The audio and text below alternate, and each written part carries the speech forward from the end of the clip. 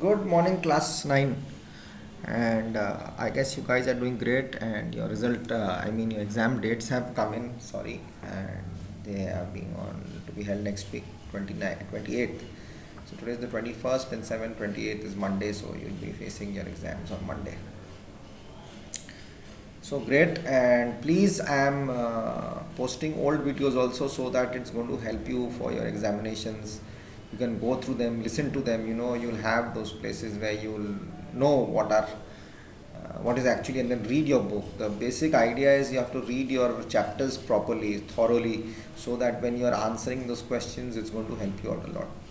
Second is that don't hurry. Don't look at that watch which goes tick tick tick tick tick tick tick tick. The seconds will go. It's a stopwatch which will come up on your screen on the right hand side, I guess. You don't have to look at that. 40 minutes is not a joke. 40 minutes means 40 minutes. So you don't have to look at that watch. When a question pops up, when you open your paper when you log inside it, and when you start, as you log in, as you put the verification code, or rather the password for that examination code which goes in, and as you print that and as you type it in, it opens, means you started. Okay, your clock starts ticking, so your question comes one after another. You can go back. That is only at the last point if you have any extra time left. Now, whatever the subject is, read the question first properly. Don't hurry don't hurry At the end of the exam, you'll see you still have 10 minutes in hand.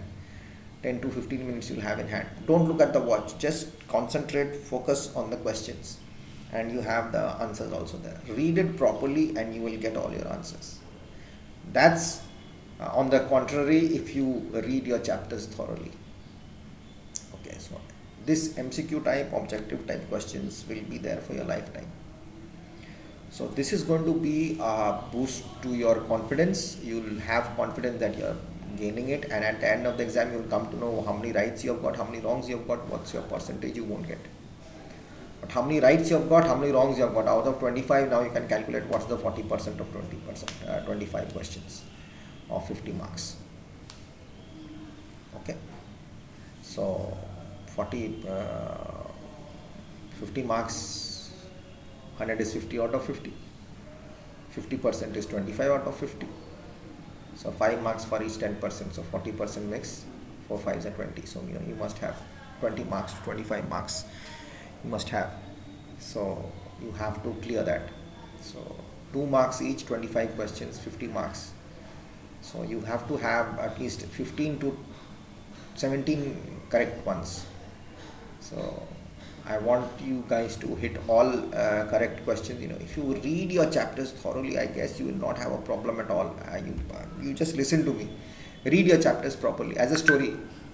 Whatever you're doing, read it as a story, and you'll see you'll have no problems in it. Okay, so let's get to SSC, and this time we'll be on a new chapter. That's quite great, and it's very famous also. It's about Germany and the Nazis. The Nazis, they were Nazism, actually also spelled as Nazism, and it is also Nazism also. It's done in that way. So we'll come to Nazism. What is Nazism? Nazism and the rise of Hitler. That's what your book says, right? Nazism and the rise of Hitler. Okay, I'm not going to the book right now. Book reading I'll do later. Today I'll just explain you some parts of it, just about Nazism and what about Hitler. Okay, so then we will go to the birth of Weimar Republic. Okay, and after that we have the effects of the war and political and radicalism and economic crisis, and then we have the years of depression and Hitler's rise to power and whatnot is there, the destruction of democracy and all that. So we'll come to the basic issues of this chapter is Nazism and the rise of Hitler. Now, what is Nazism and what was Hitler? How did Hitler join into this Nazism? Now, The jump to Weimar parties failed to halt Nazis. Adolf Hitler became involved with the fledgling Nazis party after the First World War and set the violent tone of dictatorship. Basic information we have. Now, what is meant by Nazism? In full nation socialism, German National Socialismus, totalitarian movement led by Adolf Hitler as the head of the Nazi party in Germany. In its intense nationalism, mass appeal, and dictatorial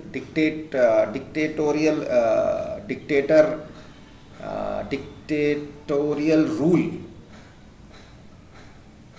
I have to get the pronunciation right for you so that I can say dictatorial, but you will say what did he say? Dictatorial rule. Nazism shared many elements with Italian fascism. Now he followed. People follow something, people get inspired by something, then only they do that. So Hitler was nothing special that he did something on himself. So he also had some features taken from the fascism part of Italy. Now what were there? What is the fascism we have to also know.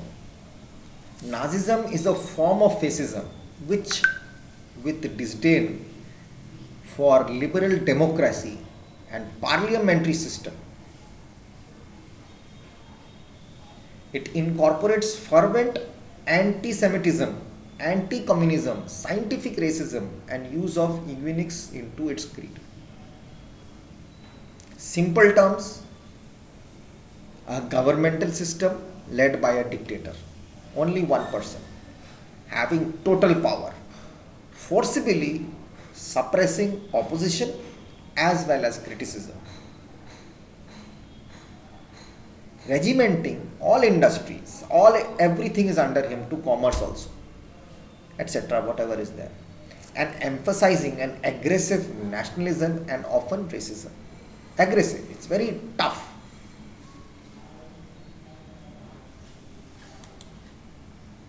So he took that some part of from the Italians.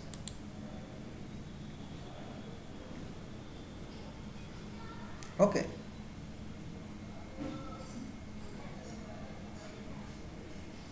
Correct? We're done with Nazism.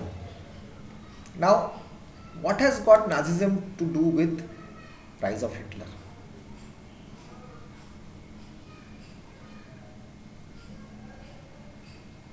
Okay. So we have to know that. How did he rise to power? Hitler was there.